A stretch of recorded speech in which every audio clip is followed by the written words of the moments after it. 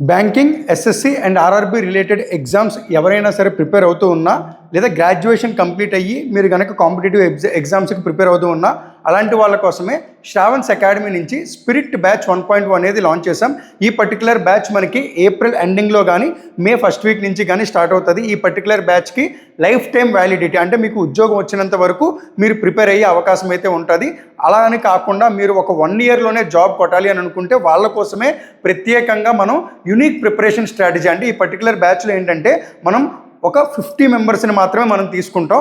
ఈ పర్టికులర్ 50 మెంబర్స్కి కూడా యూనిక్ ప్రిపరేషన్ స్ట్రాటజీ అనేది డిజైన్ చేసి వాళ్ళతోనే 100% ఆ స్ట్రాటజీని ఇంప్లిమెంట్ చేసే విధానంగా ఇక్కడ మనం ట్రైన్ చేస్తామన్నమాట. ఇక్కడ మనకి ఎవరైతే ఫ్యాకల్టీ ఉన్నారో అన్ని సబ్జెక్ట్స్ కూడా ఆ ఫ్యాకల్టీ అందరూ కూడా more than 10 years of experience అయితే ఈ కాంపిటేటివ్ ఎగ్జామ్స్ టీచ్ చేయడంలో ఉన్నది. అలాగే మనకి సిలబస్ అంతా కంప్లీట్ అయిన తర్వాత మనకి ఏవైతే ఎగ్జామ్స్ కండక్ట్ చేస్తామో అవి మనకి both online and offline exams, అందులోని మనకి సెక్షనల్ వైజ్ టెస్ట్లు కండక్ట్ చేస్తాం. అలాగే టాపిక్ వైజ్ టెస్ట్లు, ఫుల్ లెంత్ టెస్ట్లు కూడా ఈ పర్టికులర్ ఫార్మాట్లో మనకు కండక్ట్ అవుతాయి అన్నమాట. ఎవరైతే మనకి ఇక్కడ కోచింగ్ తీసుకుంటున్నారో వాళ్ళకి 1-to-1 మెంటర్షిప్ అనేది హైలైట్ ఆఫ్ ద ప్రోగ్రామ్ కింద నిలుస్తుంది అనమాట. ఇక్కడ మనకి ఎవరైనా సరే అడ్మిషన్స్ కనుక ముందుగానే తీసుకుందామని అనుకుంటే ఈ పర్టికులర్ నెంబర్కి కాంటాక్ట్ చేయండి. 8019343489. ఇన్స్టిట్యూట్ వెన్యూ వచ్చేసి మనకి విశాఖపట్నం నియర్ రామా టాకీస్ దగ్గర ఉంటుంది అనమాట. ఓకే, ఇప్పుడు మనం ఈరోజు current affairs February 17th current affairs గురించి చూద్దాం.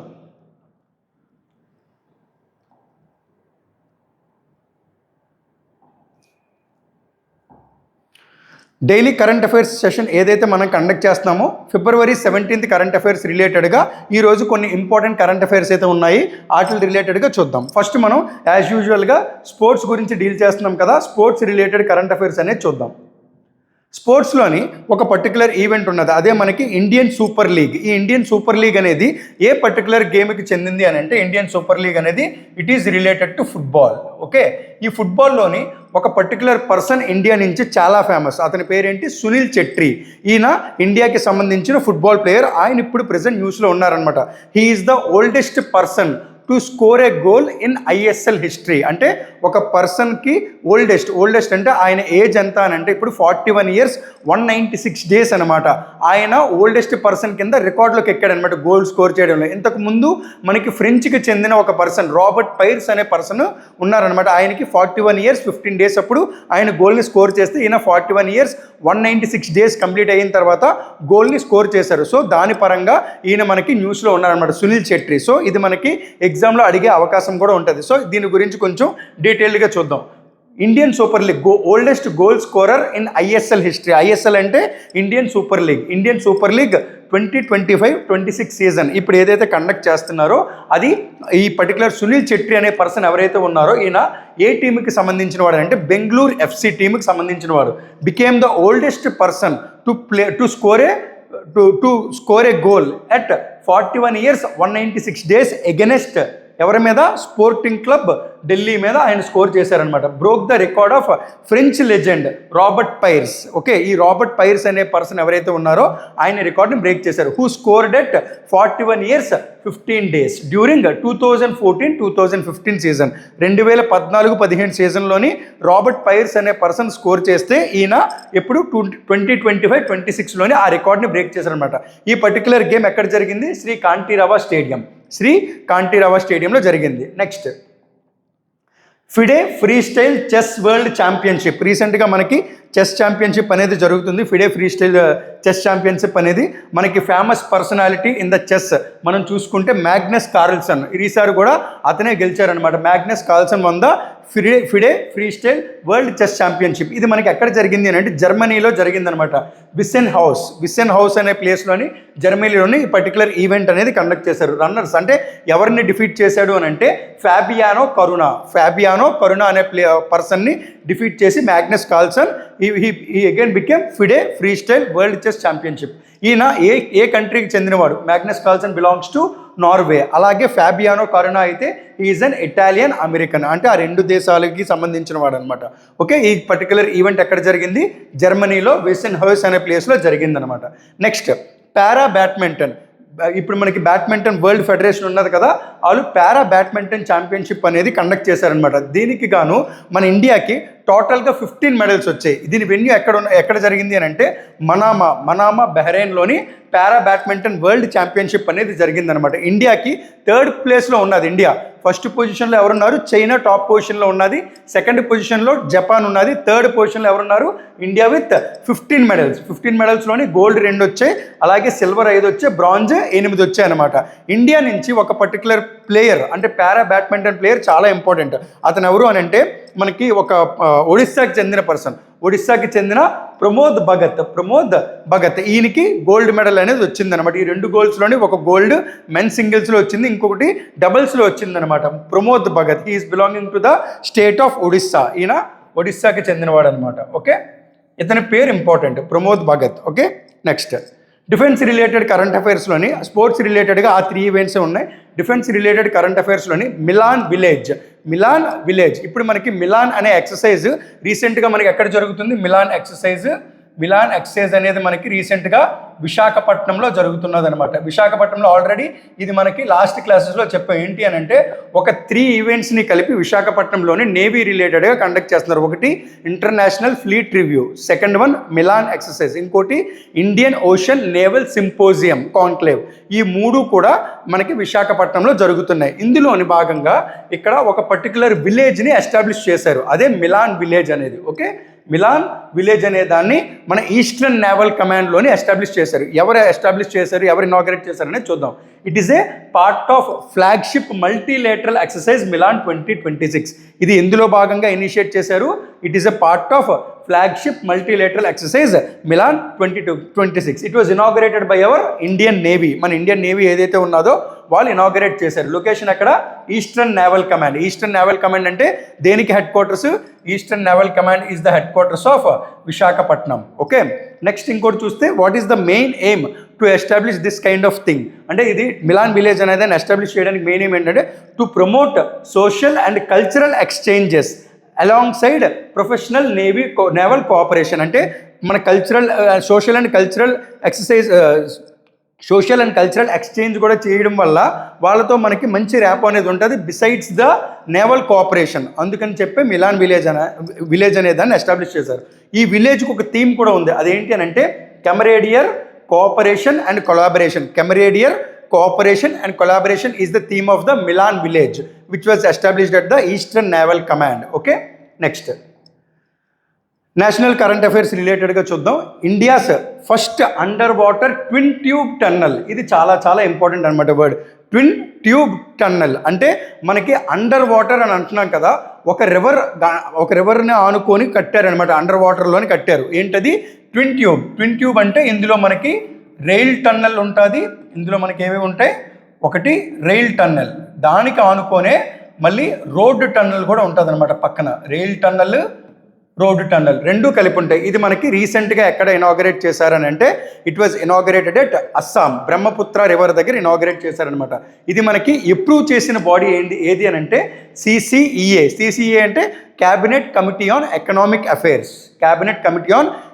అఫైర్స్ బాడీ ఏదైతే ఉన్నదో వాళ్ళు అప్రూవ్ చేశారు. ఏంటది? India's first under water twin tube tunnel. ఇలాగా ఇప్పుడు వరకు ఇండియాలో ఏదీ లేదనమాట.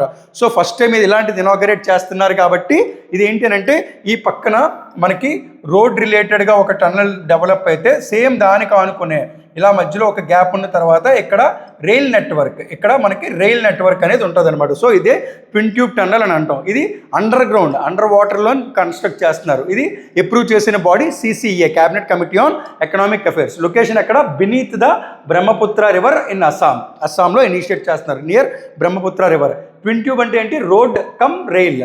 ఈ ప్రాజెక్ట్ కాస్ట్ ఎంత చూడండి, 18,662 crores. 18,662 crores is the project cost of this twin tube tunnel.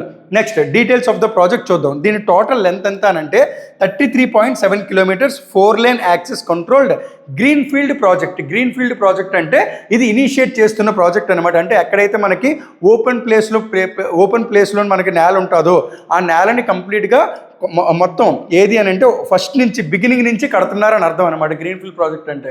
Which includes 15.79 twin tube under water tunnel. అంటే టోటల్గా ఈ 33.7 కిలోమీటర్స్లోని 15.79 కిలోమీటర్స్ ఇక్కడ చెప్పాం కదా మనం, ఇది మనకి అండర్ వాటర్ టన్నెల్ కింద కన్స్ట్రక్ట్ చేస్తున్నారనమాట. నెక్స్ట్ ఈ పర్టికులర్ ప్రాజెక్టు ఏ 2 ప్లేసెస్ని కనెక్ట్ చేస్తుంది అండ్ అలా చేయడం వల్ల వాట్ ఈస్ ద డిస్టెన్స్ ఎంత తగ్గుతుందో కూడా చూద్దాం.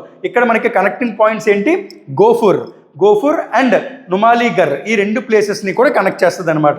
Which reduces the distance of 240 kilometres to 34 kilometres. అంటే 240 కిలోమీటర్లు ఉండాల్సిన డిస్టెన్స్ని 34 కిలోమీటర్లకి తగ్గిస్తుంది అనమాట ఈ ట్విన్ ట్యూబ్ టన్నల్ అనేది. ఓకే, ఇది ప్రాజెక్ట్ కాస్ట్ ఎంత, 18,662 crores. ఓకే, నెక్స్ట్ ఇంకొక పర్టికులర్ ఇంపార్టెంట్ థింగ్ ఏంటి అని అంటే great Nicobar island mega infrastructure project. ఇది చాలా ఇంపార్టెంట్ అనమాట.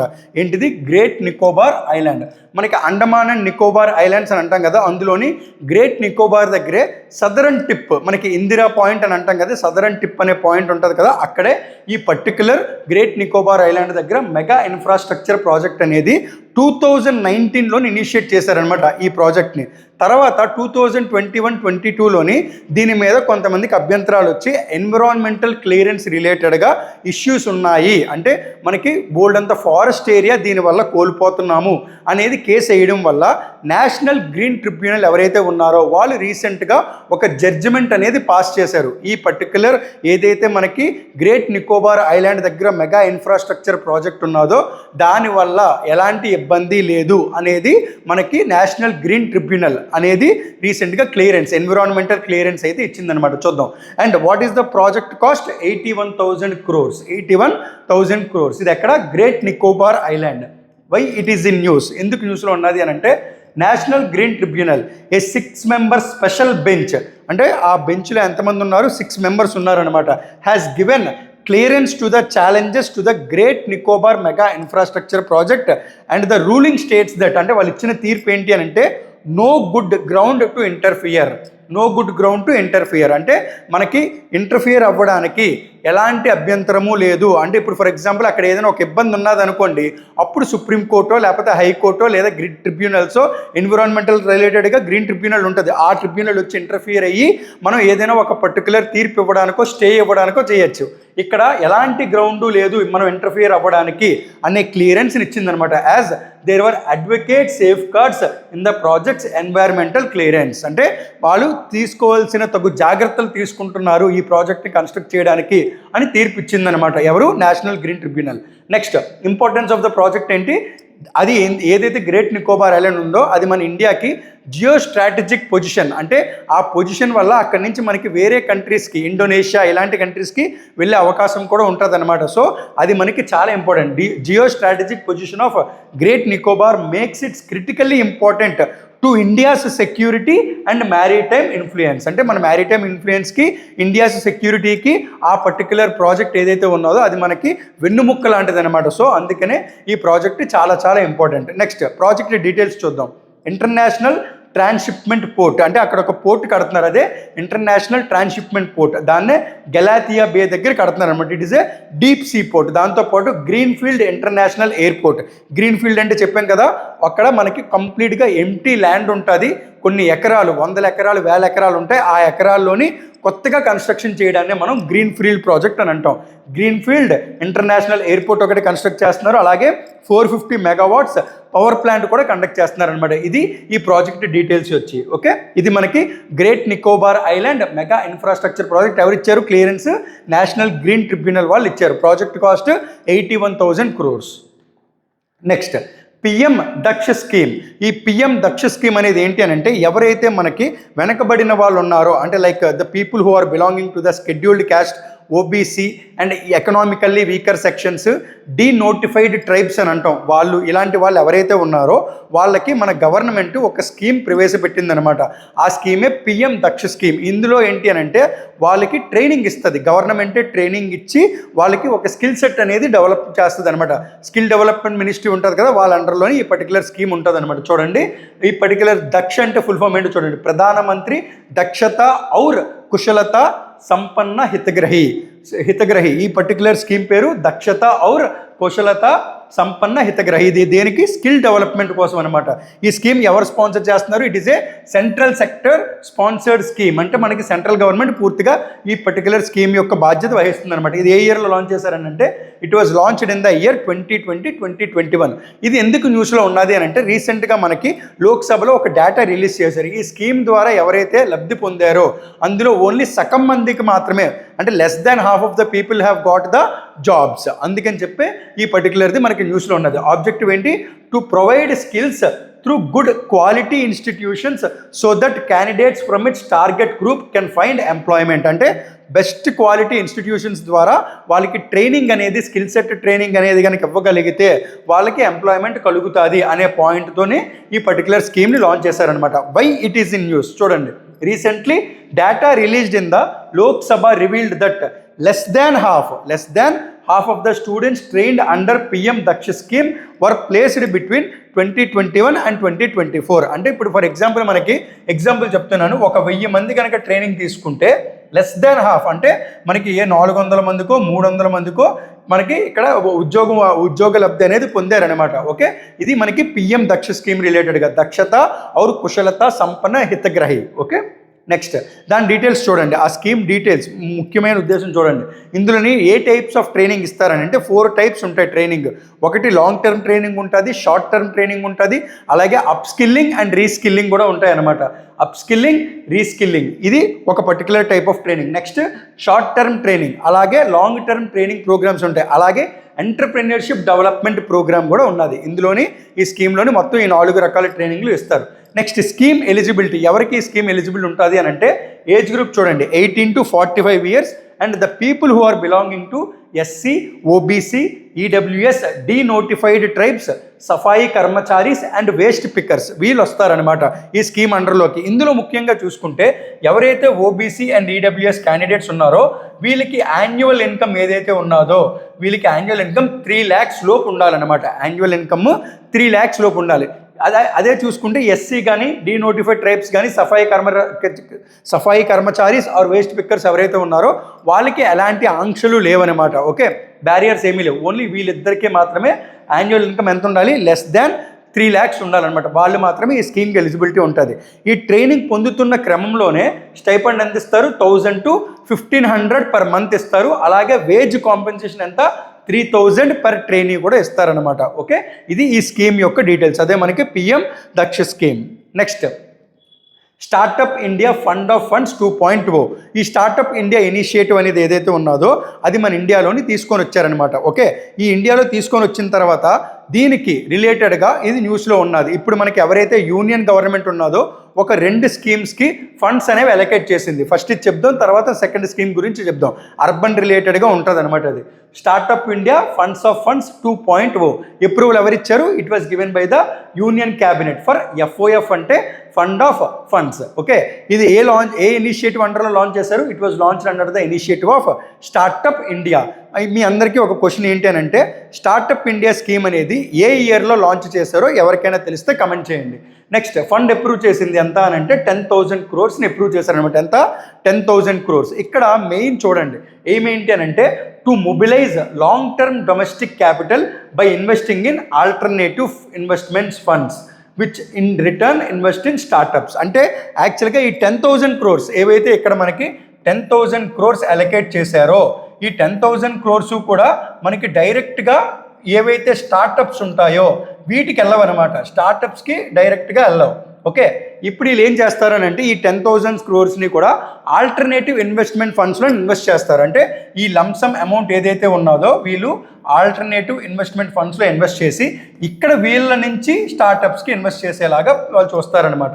ఓకే, సో ఇలా చేయడం వల్ల ఏంటి అని అంటే క్యాపిటల్ అమౌంట్ ఏదైతే ఉన్నదో అది మనకి సేఫ్గా ఉంటుంది అనమాట. అది ఈ particular fund of funds scheme 2.0 గురించి. ఎంత? 10,000 crores. ఇది మనకి డైరెక్ట్గా అడుగుతారనమాట క్వశ్చన్. చాలా చాలా ఇంపార్టెంట్. నెక్స్ట్ అలాగే ఇంకొక ఫండ్ కూడా చెప్పాం కదా యూనియన్ క్యాబినెట్ వాళ్ళు అప్రూవ్ చేశారని, అదే అర్బన్ ఛాలెంజ్ ఫండ్. ఇది ఎంత అప్రూవ్ చేశారో తెలుసా? 1 lakh crores. అంటే అర్బన్ ఛాలెంజ్ ఫండ్ అని అంటే మనకి అర్బన్ లెవెల్లోని ఏవైతే మనకి సిటీస్ ఉన్నాయో సిటీస్లోని కొన్ని ఇన్ఫ్రాస్ట్రక్చర్ డెవలప్మెంట్స్ చేయాలి. ఓకే, ఫర్ ఎగ్జాంపుల్ మనకి వాటర్ అండ్ శానిటేషన్ కానీ ఇలాంటివి ఏవైనా సిటీస్ రిలేటెడ్గా ఏమైనా చేయాలి అని అనుకోండి, టోటల్గా ఫర్ ఎగ్జాంపుల్ ఒక ప్రాజెక్ట్కి 100 crores అవుతుంది అనుకోండి. ఈ 100 crores కూడా మనకి డైరెక్ట్గా మనకి సెంట్రల్ గవర్నమెంట్ నుంచి రాదు. సో ఏం చేస్తారు అని అంటే ఈ పర్టికులర్ దాంట్లోనే అంటే ఈ స్కీమ్ ద్వారా అర్బన్ ఛాలెంజ్ ఫండ్ ద్వారా ఏం చేస్తున్నారు అని అంటే central government 25% of the amount పెట్టుకుంటుంది అనమాట. రిమైనింగ్ 25% ఏదైతే ఉన్నదో which will take after the state government are the union territories. Okay, 100 కోట్లలోని 25 కోట్లు సెంట్రల్ గవర్నమెంట్, రిమైనింగ్ 25 కోట్లు ఎవరిస్తారు? స్టేట్ గవర్నమెంట్ కానీ లేదా యూనియన్ టెరిటరీస్ కానీ వాళ్ళు చూసుకుంటారు. రిమైనింగ్ 50% అంటే 50 crores అమౌంట్ ఏదైతే ఉన్నదో ఇది పబ్లిక్ ప్రైవేట్ పార్ట్నర్షిప్లో చెయ్యాలి, లేదా గవర్నమెంట్ బాండ్స్ కానీ మున్సిపల్ బాండ్స్ కానీ ఇలాంటివి ఏమైనా ఉంటాయి కదా, వీటి రిలేటెడ్గా అంటే ఎక్స్టర్నల్ సోర్సెస్ నుంచి రిమైనింగ్ 50 crores అమౌంట్ అనేది తీసుకోవాలి, 50% అమౌంట్ అనేది తీసుకోవాలనేది ఈ పర్టికులర్ స్కీమ్ యొక్క మెయిన్ ఉద్దేశం. ఇటు అప్రూవల్ ఎవరు ఇచ్చారు? యూనియన్ క్యాబినెట్ ఇచ్చింది. ఫండ్ అలొకేట్ చేసిందంతా 1 lakh crores. Central assistance to market led urban transformation అంటే అర్బన్ లెవెల్స్ ఏవైతే ఉన్నాయో వాటిని ట్రాన్స్ఫార్మ్ చేయడానికి. ఇందులో కూడా ముఖ్యంగా ఏంటి అని అంటే Tier 2 and Tier 3 సిటీస్కి ఇది ఎక్కువగా ఉపయోగపడుతుంది అనమాట. స్పాన్సర్డ్ బై సెంట్రల్ గవర్నమెంట్ అంటే మొత్తం అమౌంట్ అంతా సెంట్రల్ గవర్నమెంట్ అవ్వదు, ఓన్లీ స్పాన్సర్షిప్లో ఇస్తుంది అనమాట. ఇక్కడ 25% మాత్రమే ఇస్తారు. నెక్స్ట్ ఈ అర్బన్ ఛాలెంజ్ ఫండ్ గురించి ఇంకా డీటెయిల్గా చూడండి. ఇది యూనియన్ క్యాబినెట్ అప్రూవ్ చేసింది. 1 lakh crores central assistance to market urban transformation. ఇక్కడ చూడండి 25% ఆఫ్ ద ప్రాజెక్ట్ కాస్ట్ మాత్రమే ఇస్తారు. 50% ఎవరు పెట్టుకోవాలి? Must be mobilised from the market sources. ఈ మార్కెట్ సోర్సెస్ అంటే ఇందాక చెప్పాం కదా పబ్లిక్ ప్రైవేట్ పార్ట్నర్షిప్ అని, అలాంటివి అందరూ వస్తారనమాట. ఏ ఆర్గనైజేషన్ ఇది ఇన్వాల్వ్ అయ్యింది అని అంటే ministry of housing and urban affairs, వీళ్ళు ఇన్వాల్వ్ అయ్యారనమాట. హౌసింగ్ అండ్ అర్బన్ అఫైర్స్ ఎవరైతే ఉన్నారో ఆ మినిస్ట్రీ అండర్లోకి పర్టికులర్ అర్బన్ ఛాలెంజ్ ఫండ్ అనేది వస్తుంది. దీని ఆబ్జెక్టివ్ ఏంటో చూడండి. To support transformation and bankable urban infrastructure projects through a competitive challenge mode framework. అంటే ఈ పర్టికులర్ మార్కెట్ సోర్స్ అన్నాం కదా, అందులో మనకి బ్యాంక్స్ ఏవైతే ఉంటాయో వాటి దగ్గర నుంచి కూడా లోన్స్ తీసుకోవచ్చు అనమాట. దాని ప్రకారం చేసుకుంటే వెళ్ళొచ్చు. నెక్స్ట్ ఈ పర్టికులర్ స్కీమ్ ద్వారా 5,000 crore credit enhancement corpus for 4,223 cities. అవి చెప్పాను కదా, ముఖ్యంగా Tier 2 and Tier 3 సిటీస్. అంటే ఇప్పుడు ఫర్ ఎగ్జాంపుల్ ఏదైనా ఒక పర్టికులర్ ఏరియాలోనే కొన్ని సిటీస్ ఉంటాయి కదా. ఫర్ ఎగ్జాంపుల్ మన ఆంధ్రప్రదేశ్లో తీసుకుంటే విశాఖపట్నం కానీ, విజయవాడ కానీ, గుంటూరు కానీ ఇలాంటి సిటీస్ ఏవైతే ఉన్నాయో Tier 2 and Tier 3 సిటీస్ అని అంటారు కదా, వీటికి ఆల్రెడీ కొంతవరకు డెవలప్మెంట్ అయ్యి ఉంటుంది. ఈ పర్టికులర్ దానికి ఏవైనా ప్రాజెక్ట్స్ కనుక ముందడుగు ఇవ్వాలి అని అనుకుంటే ఏముండాలి? అమౌంటే ఉండాలి కదా. సో దానికోసమే ఏం చేస్తుందనంటే 5,000 crores క్రెడిట్ ఎన్హాన్స్ కింద మనకి సెంట్రల్ గవర్నమెంట్ వస్తుందన్నమాట. ఆ 4,223 సిటీస్కి గాను. Next 7 crore guarantee for first time loans. అంటే ఇప్పుడు మనకి లోన్స్ పెట్టుకోవచ్చు అని చెప్పాం కదా మార్కెట్ సోర్సెస్ నుంచి. దానికి ఏంటి అని అంటే గవర్నమెంట్ తరపు నుంచి 7 crores అనే అమౌంట్ వస్తుందన్నమాట గ్యారంటీ కింద టు స్మాలర్ యూఎల్బీస్. యూఎల్బీ అంటే అర్బన్ లోకల్ బాడీస్కి స్మాలర్ యూఎల్బీస్ ఏవైతే ఉన్నాయో వాటికి 7 crores గ్యారంటీ ఫండ్ కింద లోన్స్కి కనుక వెళ్తే మన సెంట్రల్ గవర్నమెంట్ అండగా నిలుస్తుందన్నమాట. అది ఈ పర్టికులర్ అర్బన్ ఛాలెంజ్ ఫండ్ రిలేటెడ్గా information. Next state related current అఫైర్స్లోని ఒక 2 ఫెస్టివల్స్ లాంటివి ఉన్నాయి. ఒకటి తాజ్ మహోత్సవ్, ఇంకొకటి ఏంటి అని అంటే తమ్లాడు ఫెస్టివల్. ఇది ఏంటి అని అంటే అరుణాచల్ ప్రదేశ్కి సంబంధించిన ఫెస్టివల్. నిన్న మనం లడాక్ సంబంధించిన ఫెస్టివల్స్ చూసాం కదా, ఈరోజు అరుణాచల్ ప్రదేశ్ సంబంధించిన ఫెస్టివల్ ఉన్నది తాజ్ మహోత్సవ్. ఓకే, ఈ మహోత్సవ్ ఎక్కడ జరుగుతుంది అని అంటే ఇట్ వాజ్ హెల్డ్ అట్ ఆగ్రాలో జరుగుతుంది అనమాట. It is A 10 day long, అంటే 10 రోజుల పాటు జరుగుతుంది. From 17th February to 27th February. దీనికి థీమ్ ఏంటి? వందే మాతరం పరంపర ఏవం రాష్ట్ర గౌరవ్. వందే మాతరం పరంపర ఏవం రాష్ట్ర గౌరవ్. ఇది థీమ్ పెట్టడానికి ముఖ్య ఉద్దేశం ఏంటి? మనకి వందే మాత్రం రీసెంట్గా 150 years అనేది జరుపుకున్నది కదా. సో అందుకని చెప్పి ఈ థీమ్ అనేది పెట్టారు, వందే మాతరం పరంపర ఏవం రాష్ట్ర గౌరవ్ అనేది. Allows the tourists to get a glimpse of divorce art and culture and crafts of the country. Okay, ఎవరైతే టూరిస్టులు ఉన్నారో ఈ మహోత్సవంలో మన ఇండియాకి సంబంధించిన different kinds of art and cultures ఉంటాయి కదా, అండ్ హ్యాండీక్రాఫ్ట్స్ కూడా ఉంటాయి కదా, అవన్నీ కూడా చూసే అవకాశం ఉంటుంది అనమాట. ఇది ఎక్కడ? ఆగ్రాలో ఈ పర్టికులర్ మహోత్సవం అనేది స్టార్ట్ చేశారనమాట. నెక్స్ట్ చూద్దాం 56th తామ్లాడు ఫెస్టివల్. ఇది ఎక్కడ? ఏ డిస్ట్రిక్ట్లో? లోహిత్ డిస్ట్రిక్ట్. ఇది ఎక్కడ మనకి? ఎక్కడ? అరుణాచల్ ప్రదేశ్లో ఉంటుంది అనమాట. కమ్యూనిటీ అయితే మిషిమి ట్రైబ్. ఇది చాలా చాలా ఇంపార్టెంట్. మిషిమి ట్రైబ్ అంటే ఇలాంటివి తామ్లాడు ఫెస్టివల్ అనేది ఏ ట్రైబల్ పీపుల్ చేస్తారు అని అడుగుతారు. మిషిమి ట్రైబ్. ఇందులో ముఖ్యంగా తావ్రాన్ అండ్ కామాన్ వీళ్ళు ఉన్నారు కదా, వీ ట్రైబ్స్ వీళ్ళు ముఖ్యంగా చేస్తారనమాట ఆఫ్ అరుణాచల్ ప్రదేశ్. ఓకే, ఏంటది? తామ్లాడు ఫెస్టివల్. ఇది డైరెక్ట్ క్వశ్చన్ ఇస్తాడు. ఈ ప్రేయర్స్ అన్నీ కూడా ఒక గాడ్కి రిలేటెడ్గా ఇస్తారనమాట. Offer to almighty lord Jabmalo అనే గాడ్కి వీళ్ళు ఆఫర్ చేస్తారనమాట ఈ ఫెస్టివల్ని. Next, and to the forces of the nature seeking good health. అంటే మనకి పంచభూతాలని అంటాం కదా, నేచర్లో ఉన్న ఏవైతే మనకి పంచభూతాలు ఉంటాయో వాటికి కూడా ప్రేయర్ చేస్తారు. దేనికోసం? For good health. అలాగే క్రాప్స్ రిలేటెడ్గా కూడా వీళ్ళు ఈ పర్టికులర్ ఫెస్టివల్ని లాంచ్ చేస్తారనమాట. Next, AIIMS Nagpur Maharashtra. ఇది చాలా చాలా ఇంపార్టెంట్. మనకి హాస్పిటల్స్ రిలేటెడ్గా చూసుకుంటే NABH అక్రెడిటేషన్ అని ఉంటుంది అనమాట. అందులోని ఎయిమ్స్ నాగపూర్ అనే మహారాష్ట్ర ఏదైతే ఉన్నదో ఆ హాస్పిటల్కి ఫస్ట్ టైం కంప్లీట్గా వచ్చిందనమాట అక్రెడిటేషన్. టాప్ ప్లేస్లో వచ్చింది. First hospital in the state to secure complete NABH accreditation under the supervision. ఏ సూపర్విజన్ అండర్లో చేశారు? క్వాలిటీ కౌన్సిల్ ఆఫ్ ఇండియా అనే దాంట్లోని NABH అక్రెడిటేషన్. NABH అంటే ఏంటి? National accreditation board of hospitals and health care providers. Okay, NABH accreditation అనేది secure చేసింది. ఏ హాస్పిటల్ అది? ఎయిమ్స్ నాగపూర్ వాళ్ళు సెక్యూర్ చేశారు. అది ఏ స్టేట్లో ఉన్నది? మహారాష్ట్రలో ఉన్నదనమాట. Next, Papikonda national park. ఇది మన ఆంధ్రప్రదేశ్కి సంబంధించింది. రీసెంట్గా న్యూస్లో ఉన్నది. ఇక్కడ ఆపరేషన్ స్ట్రైప్స్ అని ఒకటి కండక్ట్ చేశారు.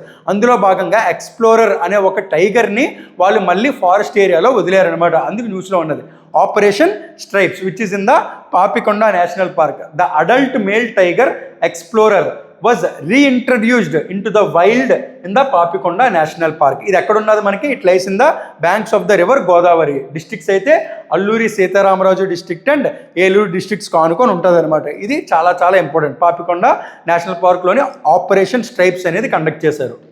నెక్స్ట్, అపాయింట్మెంట్స్లోనే 2 ఉన్నాయి. ఒకటి, బార్బోడాస్ ప్రైమ్ మినిస్టర్ కింద ఒక పర్సన్ 3rd టైం అపాయింట్ అయ్యారనమాట. ఒక లేడీ. ఎవరు? మియా ఆమర్ మొట్టెలి. ఈవిడ 3rd టైం కన్సిక్యూటివ్గా ప్రైమ్ మినిస్టర్ కింద బార్బడాస్కి అపాయింట్ అయ్యారు. What is the capital of Barbados? Bridge town is the capital and currency is Barbados dollar. Barbados dollar is the currency. Next, ఇంకొకటి gift city అని ఉంటుంది మనకి గుజరాత్లో. Gift సిటీకి chairman కింద ఉదయ్ సురేష్ కొటక్ అనే పర్సన్. మనకి కొటక్ మహీంద్రా బ్యాంక్ గ్రూప్ ఉంటుంది కదా, అందులో ఎవరైతే చైర్మన్ కింద ఉంటారో అతన్నే అపాయింట్ చేశారు గిఫ్ట్ సిటీకి. ఫుల్ ఫామ్ ఏంటి గిఫ్ట్ సిటీకి? Gujarat international fintech city. Okay, next, ఎవరు అపాయింట్ చేశారు? Gujarat government. Bhupendra Patel is the chief minister who appointed Uday Suresh Kotak gift సిటీకి చైర్మన్ కింద అపాయింట్ చేశారు. హెడ్ ఆఫీస్ ఎక్కడ? న్యూఢిల్లీ. ఓకే, సారీ, ఇది లేదు, హెడ్ ఆఫీస్ న్యూఢిల్లీ కాదు. ఓకే, నెక్స్ట్, ఇంపార్టెంట్ డేస్ రిలేటెడ్గా February 17th ఒకే ఒక డే ఉన్నది, గ్లోబల్ టూరిజం రెసిలియన్స్ డే.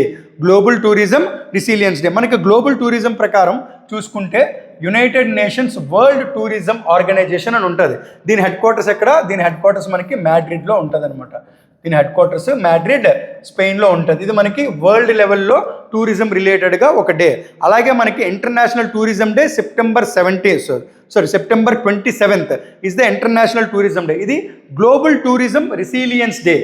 అదే మనకి వరల్డ్ టూరిజం డే అయితే September 27th. ఇది మర్చిపోకూడదు. ఓకే, దీనికి థీమ్ ఏంటి? అదే దీనికి చూడండి, 2027కి గాను the international year of sustainable and resilient tourism అని ఇచ్చారనమాట. అంటే ఇయర్స్ ఇస్తారు కదా, ఆ ఇయర్స్లోని 2027లో ఏమని ఇచ్చారు? The international year of sustainable and resilient tourism అని ఇచ్చారనమాట. ఎవరు ఇచ్చారు? United Nations General Assembly adopt చేసిన దాన్ని. ఎప్పుడు? February 2024లో. ఇది చాలా ఇంపార్టెంట్. ఓకే, నెక్స్ట్, అలాగే పర్సనాలిటీస్ ప్రకారం ఒక పర్సన్ న్యూస్లో ఉన్నారు. That is the death anniversary of our first film maker in India. Okay, ఎవరతను? దాదా సాహెబ్ ఫాల్కే అని అంటాం కదా, ఆయన పేరు మీద మనకి అవార్డు కూడా ఇస్తారు. రీసెంట్గా అవార్డు ఎవరికి ఇచ్చారు? మోహన్ లాల్ గారికి ఇచ్చారనమాట. ఆయన February 16th డెత్ యానివర్సరీ జరుపుకున్నారు. ఓకే, నెక్స్ట్, నేమ్ ఏంటి? దుండిరాజ్ గోవింద్ పాల్కే. అది original name. Also known as Dada Saheb Phalke. ఆయన ఏంటి? Film director. Is considered as the father of Indian cinema. ఆయన 1913లోని రాజా హరిశ్చంద్ర అనే ఒక సినిమాని తీశారనమాట. Okay, father of Indian cinema. Directed first full length film ఏంటది? Raja Harishchandra. In the year 1913లోని ఆ మూవీ రిలీజ్ అయింది. Dadasaheb Phalke award is given by the Indian government for life time contribution to Indian cinema. Okay, ఇది చాలా చాలా ఇంపార్టెంట్ అనమాట. Next, so ఈరోజు ఏదైతే ఫిబ్రవరి 17th ఉన్నదో ఆ పర్టికులర్ కరెంట్ అఫైర్స్ అన్నీ కూడా మనకి కంప్లీట్ అయ్యాయి. ఇందులో ముఖ్యంగా మనకి ఏంటి అని అంటే ఫస్ట్ ట్విన్ ట్యూబ్ టన్నల్ అని చెప్పాం కదా, అది చాలా చాలా ఇంపార్టెంట్. అలాగే మిగిలిన కరెంట్ అఫైర్స్ అన్నీ కూడా బాగా ప్రిపేర్ అవ్వండి. ఎవరైతే ఇప్పుడు రీసెంట్గా ఆర్ఆర్బి ఎన్టీపీసీ ఎగ్జామ్ ప్రిపేర్ అవుతున్నారో వాళ్ళందరూ కూడా జాగ్రత్తగా ప్రిపేర్ అవ్వండి. అండ్ రోజులైతే మనకి చాలా దగ్గరగా వచ్చేసాయి, లెస్ దాన్ 1 month అయితే ఉన్నది ఇప్పుడు మనం చూసుకుంటే. అలాగే మన ఇన్స్టిట్యూట్లో శ్రావణ్స్ అకాడమీలోని స్పిరిట్ బ్యాచ్ 1.0 ఒకవేళ మీరు ఫర్దర్గా కనుక ఎప్పుడైనా మీరు ప్రిపేర్ అవుదాం అనుకున్నా, అంటే గవర్నమెంట్ జాబ్ కనుక మీరు క్రాక్ చేయాలి అని అనుకుంటే ఇక్కడ మనకి ఎన్వైర్న్మెంట్ కూడా చాలా పీస్ఫుల్గా ఉంటుంది. Class room environment digital board మీద టీచ్ చేస్తాం, ఏసీ క్లాస్ రూమ్స్ కూడా ఉంటాయి, ప్రాక్టీస్ రూమ్స్ ఉంటాయి, అలాగే లైబ్రరీ ఫెసిలిటీ కూడా ఉన్నదనమాట. స్పిరిట్ బ్యాచ్ 1.1 అనేది మనకి ఏప్రిల్ ఎండింగ్లో కానీ మే ఫస్ట్ వీక్లో కానీ లాంచ్ అవుతుంది. ఒకవేళ ఎవరికైనా ఇంట్రెస్ట్ ఉంటే మాత్రం ఇన్స్టిట్యూట్కి కాల్ చేయండి. 8019343489 అది మా ఇన్స్టిట్యూట్ కాంటాక్ట్ నెంబరు. ఎవరికైనా సరే ఇంట్రెస్ట్ ఉంటే కాల్ చేయండి. Thank you.